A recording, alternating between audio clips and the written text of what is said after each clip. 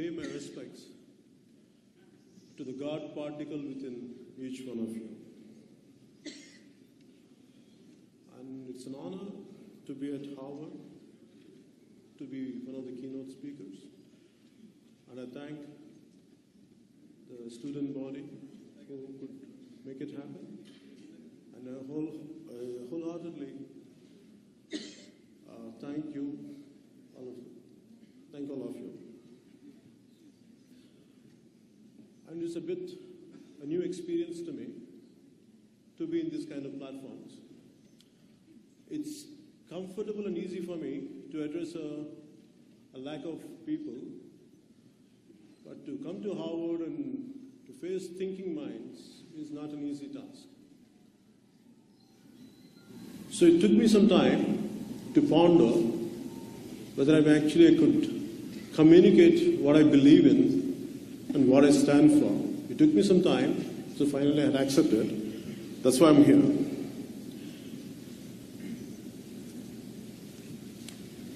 And today the subject would be the global power, India's rising global power.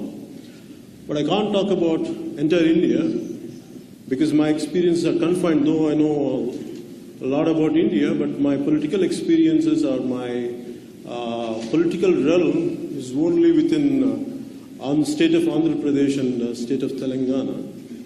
So I would like to communicate from within Andhra Pradesh and Telangana perspective. But to talk about the global power, first I would like what we lack in our country. There is amazing divisiveness in our country. We don't feel as one unit. For me, the reason why I came into politics was I could see the divisiveness, how it is hampering the progress. And all of us, we believe we belong to one sect, one class, or one region, or one religion, but we don't feel the complete Indianness. We don't feel, for example, the North Indian leadership, they don't know much about South India. For example, Gandhiji traveled all over India. He knows nook and corner of India. Today, how many leaders, either from South or from North, actually know about the entire India? Today, I know more about America or more about West, what's happening in the West, than what exactly happening in the eastern part of India from Northern University.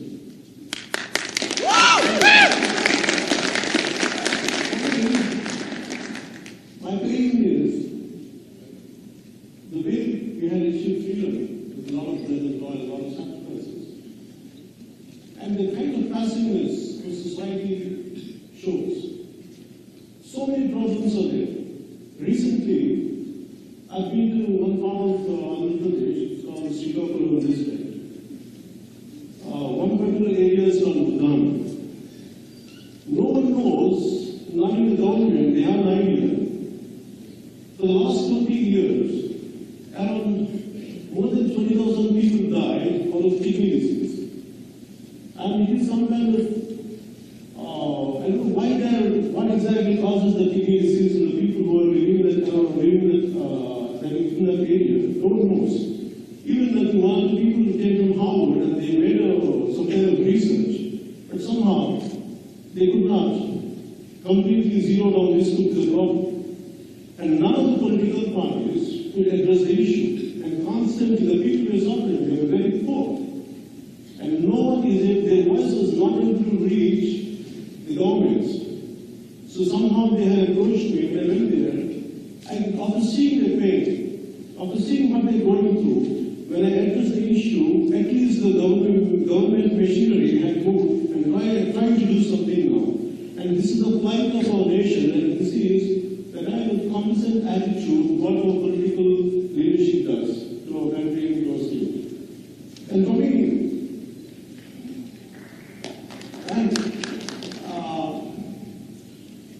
this is deeply painful. And constantly we feel the pride of our country, and we feel so much always we can show us that the nationalism through the form of cricket, but actually no one addresses the true issues of India. And for me, the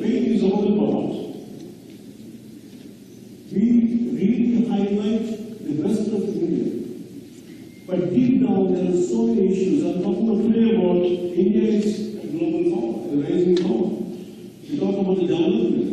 India is really developing. We can show the data and statistics to say that India is a growth of this percentage and that percentage. But in reality, to whom? To which group this development is actually reaching?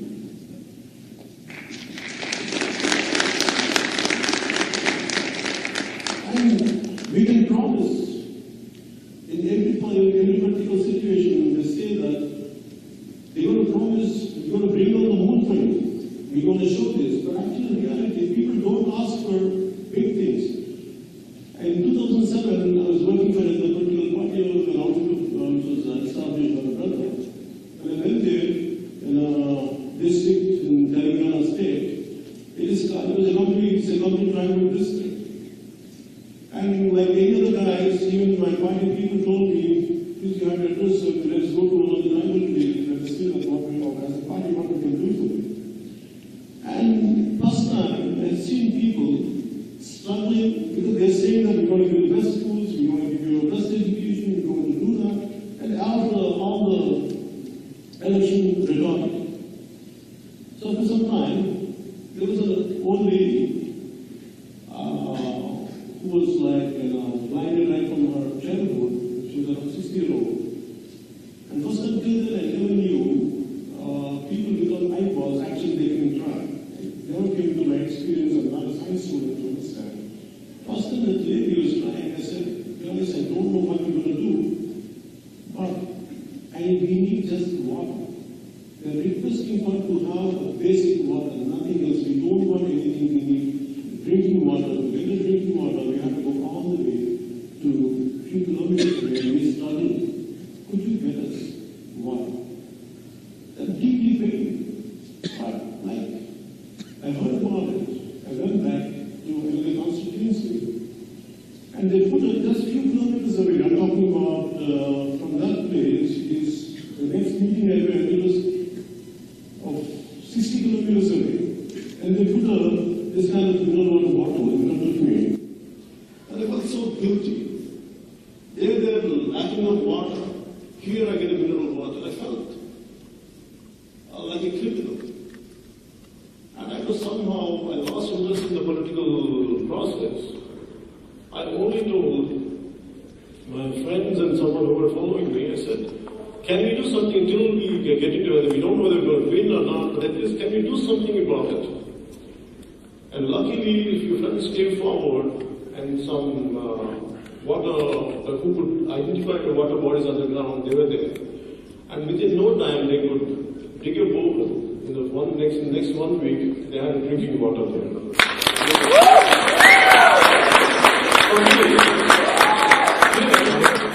What I'm trying to tell you is, if I, as an individual, if I could do that much, can you imagine the power of machinery? Can you imagine the power of government?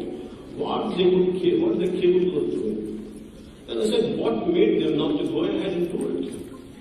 Because nobody, not that I'm saying the entire political class is like that, but majority, they don't have great interest.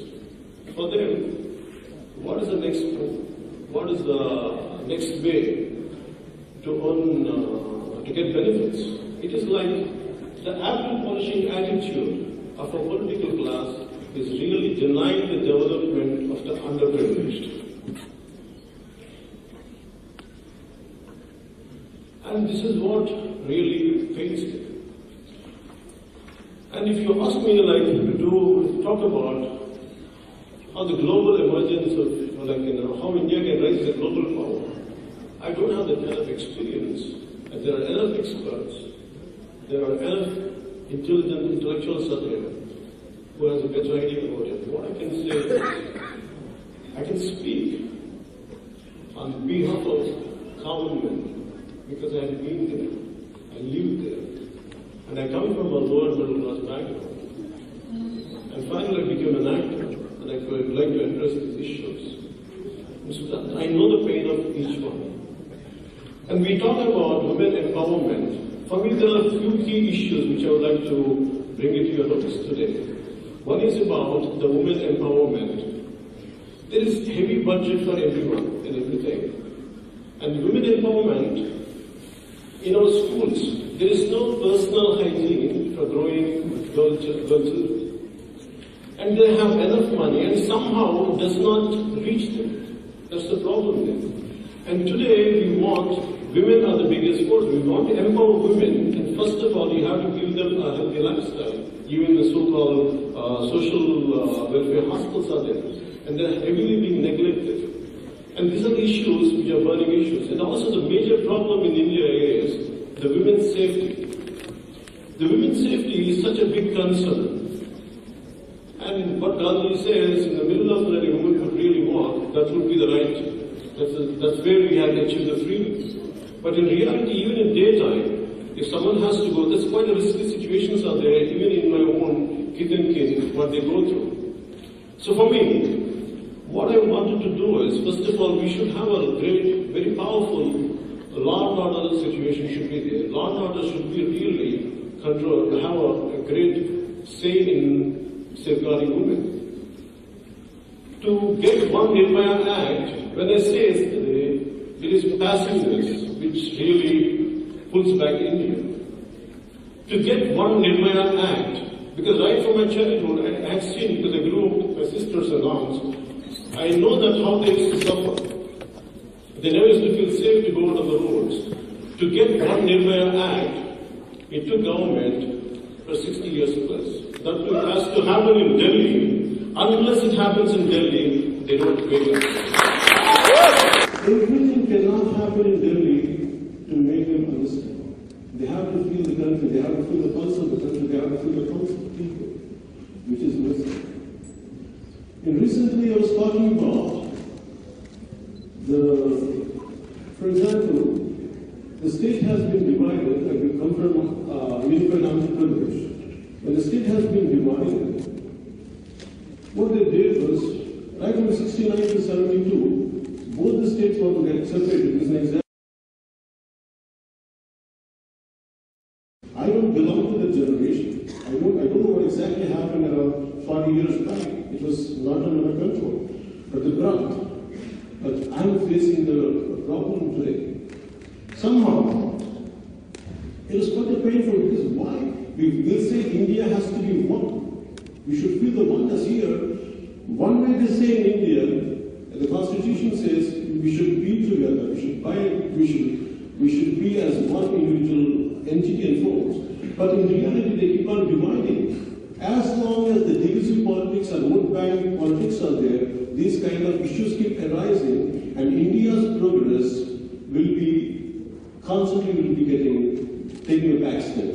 We go one step forward with this kind of divisive and vote bank politics, constantly constantly looking at people as a vote bank. For me, I know a lot of political leaders. They don't look at people as people. People are filled with emotions, people are filled with love of pain, people are filled with love. But what they look at them is, that's my vote bank. This particular caste is my vote bank. The particular region is my vote bank. They don't see them as humans. In politics, we should get a human angle. They are filled with emotion, they are filled with love and affection. We have to address that issue. Unless we address the individual as, we have to recognize as individuals, not as a vote bank. Till we do it, India is going to get affected by this kind of divisive politics, this kind of vote bank politics. And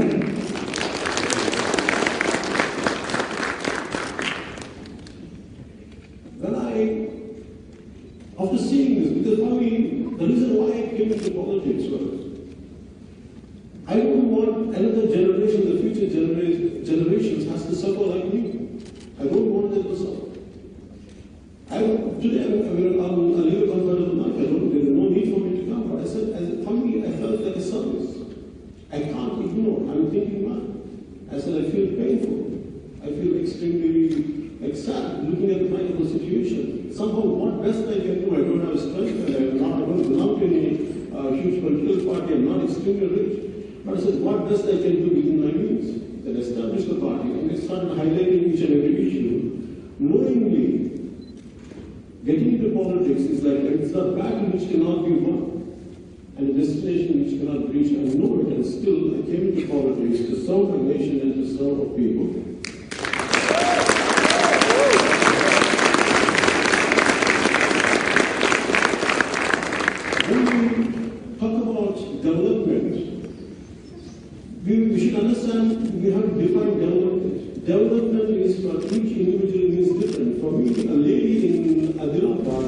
How development is only a water every day, that's not development. For someone else, it is another kind of development. Maybe a housewife, it is nothing but to get her TV outright. And for a student, maybe a simple student, he needs a playground to play. This is what development means. Here we say that India is rising, India is achieving great standards, but the standards are not reaching to the majority of our Indians. And that's why you can see, even in Tamil Nadu or other states, you have to understand why these large youthful protests are happening. Today we talk about the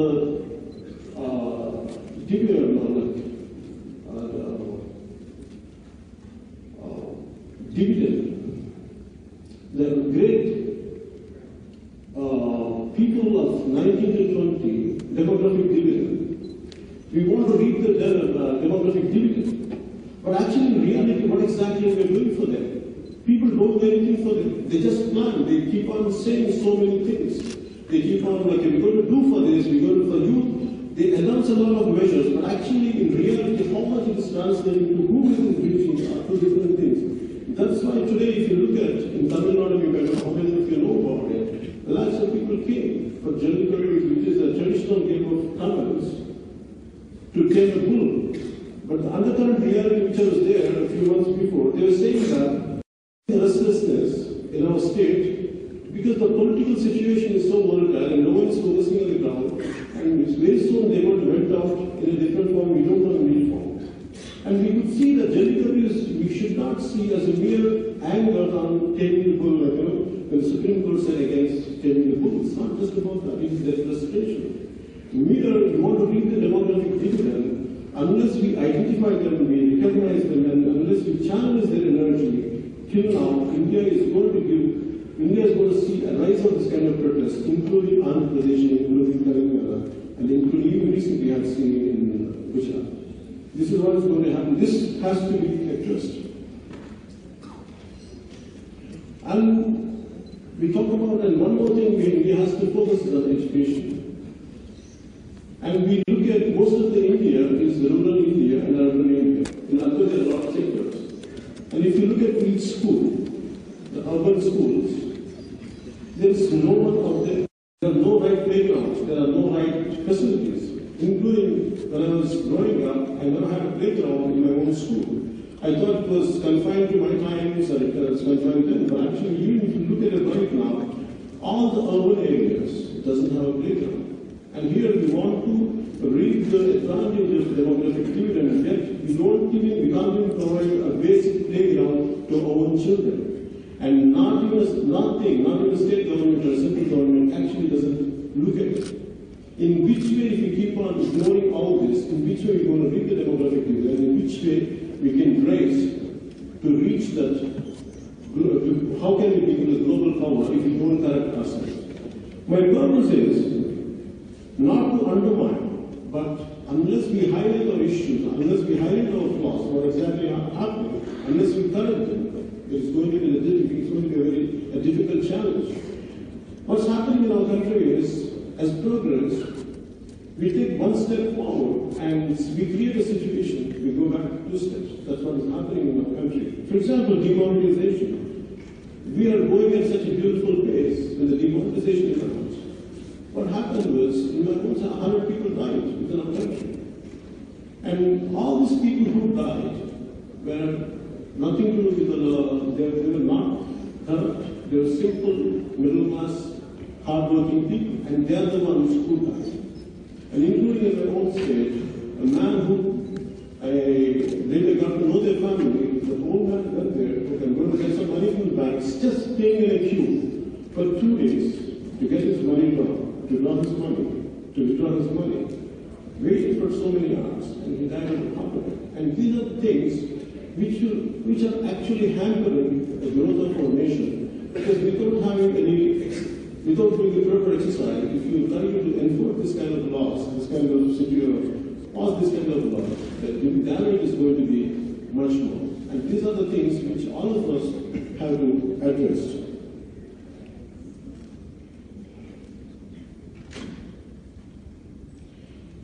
And today we talk about You have to understand the kind of political demonetization actually is aimed for people, for black markets.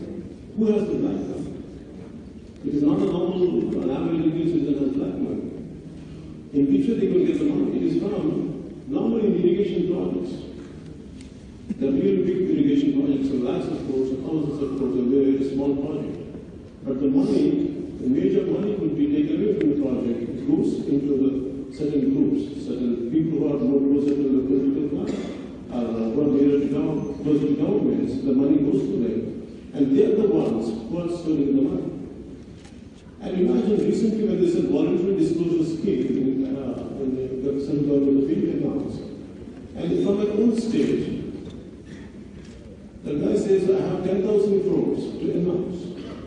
You ask them, I said, from where the guy gets money from? It is a collection of, it is like he's a center point. He's just a face for a lot of political people who siphoned off a lot of national wealth and kept with him, and they wanted to project him as their man. But actually, the money belongs to a lot of politicians who had siphoned off money from the irrigation projects. And there is no check on that. And we can't enforce laws on them. The mass demonetization by doing it, who have got affected, the normal man, but the real culprits, already they're free, they have nothing to do with them, they're happy on the roads. And nobody is going to do anything to them. And this is the plight of our country. And with all this, in which way, unless we correct all this, it is very difficult for us to go ahead and to become global power. Unless we correct this, unless we correct the problems within our country, unless we punish the people who are the perpetrators and who are the ones who cycles of this national wealth, then it's going to be very difficult to reach the target of being global power.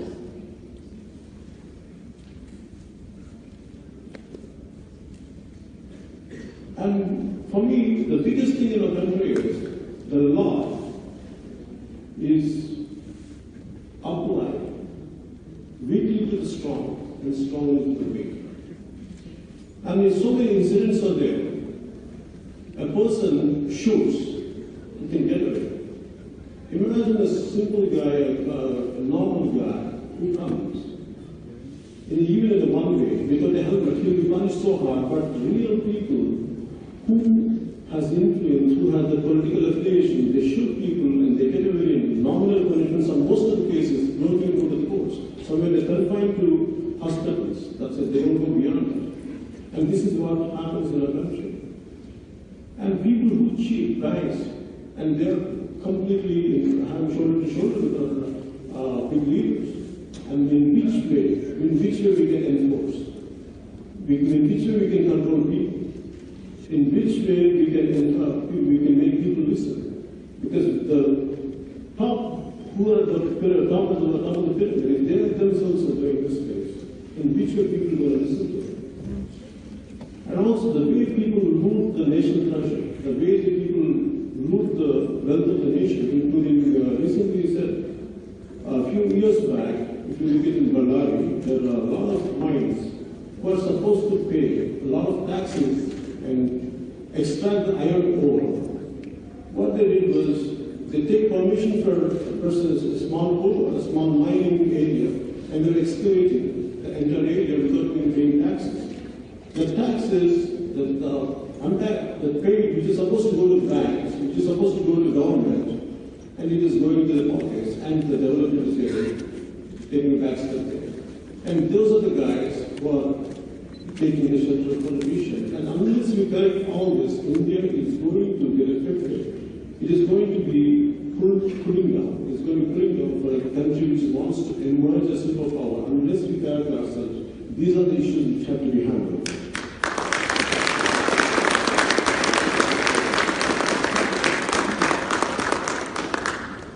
And as I said, law and order is the issue. The biggest challenge in India is to promote tourism.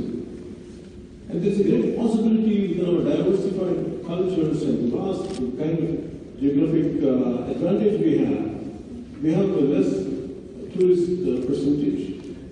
The reason being, one is, as a culture, we don't welcome, though we can really welcome people to make them as stakeholders. The major problem is the safety. Unless we seek to build great security, a great safety for the tourists, as well, unless we strengthen the civil society, we can't be controlled. Only police cannot do that. Unless the civil society gets strengthened, unless we make everyone as a stakeholder to give the kind of protection to the tourists in different aspects, and if we make them as stakeholders, that will be a great advantage. And for me, if we want India to be really on the top of the tourism, we have to really enforce very stringent laws to safeguard women.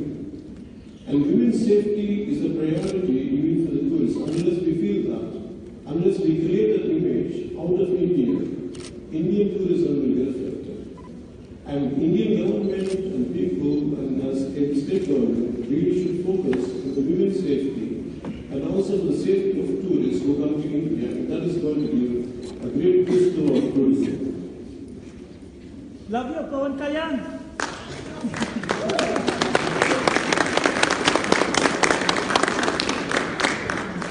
The democratic comrade.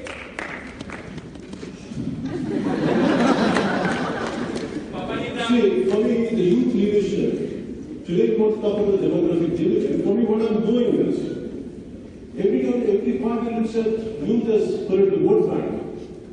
In reality, in India, youth means politicians and their families and their grandchildren and their grandchildren. There is no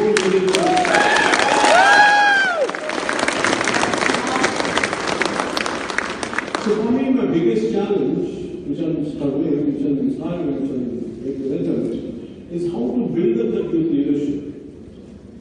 And if you have to understand, there is a great capacity in Indian youth.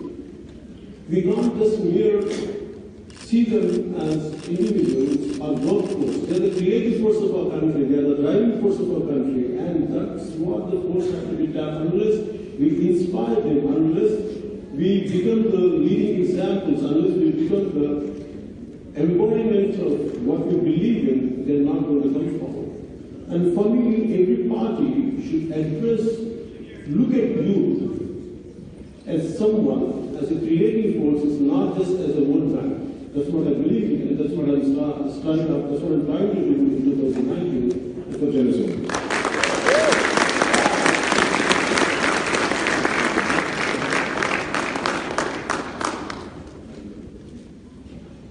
And in spite of all these adverse conditions what we have, for me, always a belief in the same, that adversity leads to character. With all these challenges, I still believe if we become as one, we can be the global power, and whatever our intentions are, wherever we want to reach, we can be really the driving force for this work. And then one major thing which I would like to say, and I would like to close it is, for Telangana and Andhra, because I keep on referring to this issue on purpose, one of the senior political leaders said, though both the states were together as one unit, but as a culture they haven't merged. Entire India, though they say as one, still we don't have a cultural integrity, which is very essential. For me, I keep on addressing these issues from time to time. A guy in Bihar, a guy in UP, don't know much about southern part of India. They don't know much about Tamil Nadu, the leaders I'm talking about. And also at the same time, the people from southern states, they don't have a great idea about what's happening there. This is the way, unless we integrate our cultures. We have a maximum power to understand Germany. We have the responses to understand France.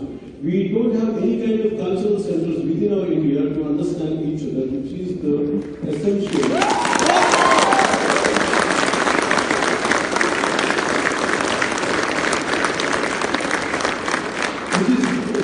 The reason is, that re-emerging, like, the recrudescence of identity politics is on the rise. This is going to impact the integrity of the nation. Unless our leaders and our political parties come together as one unit, unless they don't address this cultural differences in identity, and we slowly create a lot of problems. And that's the reason I want to bring it to notice, as that culturally, somehow all of us should make an effort to understand each other, which is really needed to feel as one India and to make it to take it to at a global level. Really, the kind of global power we are looking at to become the global power, unless we feel as one, unless we culturally get as one unit, it would be very difficult to take it forward. And before finishing this,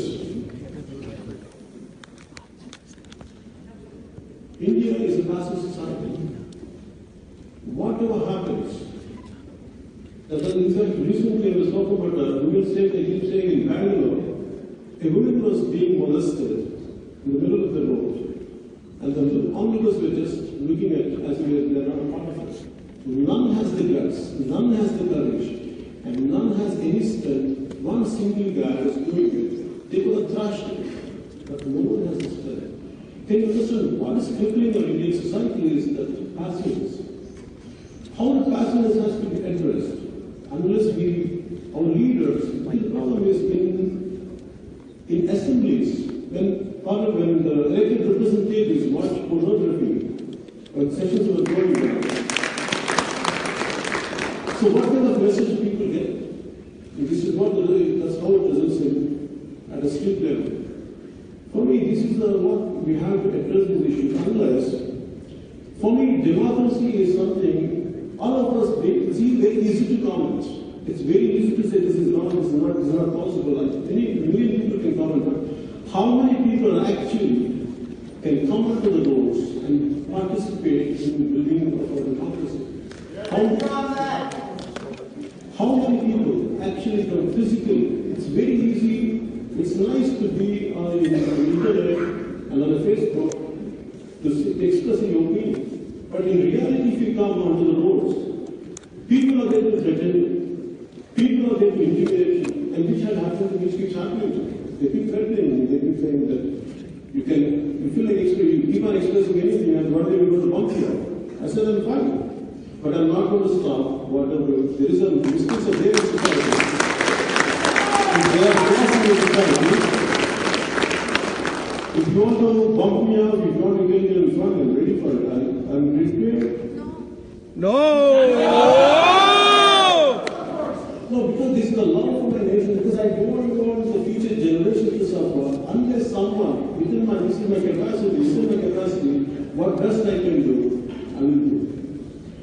So before finishing this, I'd like to say that to tell you the greatness of our country, and to feel what because there's one of my favorite poets is there in Teluguz.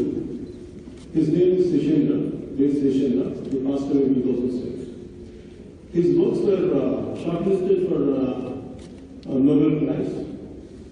And I would like to say that first in Telugu. Parvatam eppudiki ungi salam cheyu. తుఫాను వచ్చి కూర్చోమని సముద్రం కూడా కాలం మీద కూర్చొని మనం నేనంతా పిడికి మట్టే కావచ్చు కానీ కాలం దేశం జెండా కొనుక్కోవాలి.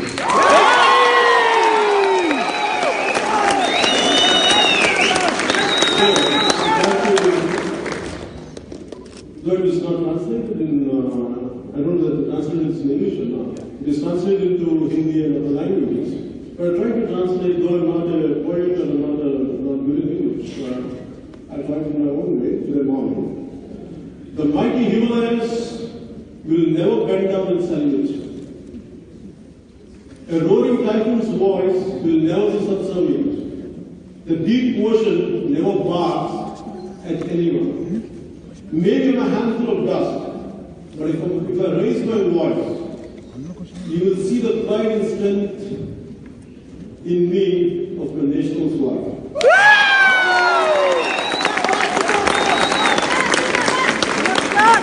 Lal salam, comrade!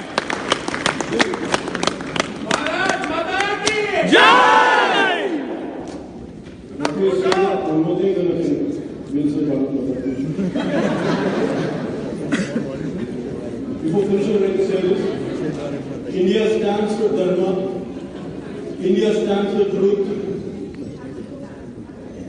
We are the land of Himalayas and historical Vindhyas. We love everyone, but we fear none. We respect everyone, but we surrender to none. Thank you. Bharat Mata Ki. You like in Telugu?